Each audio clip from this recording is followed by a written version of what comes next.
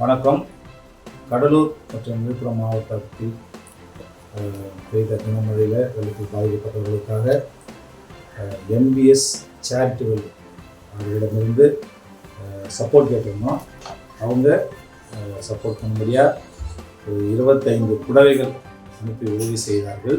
அதற்காக NBS charity world அவர்களுக்கு மனமார்ந்த நன்றிகள். தேங்க்யூ.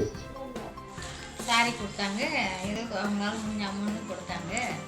அதற்காக தேவனுக்கு நன்றி, பாஸ்டருக்கு நன்றி.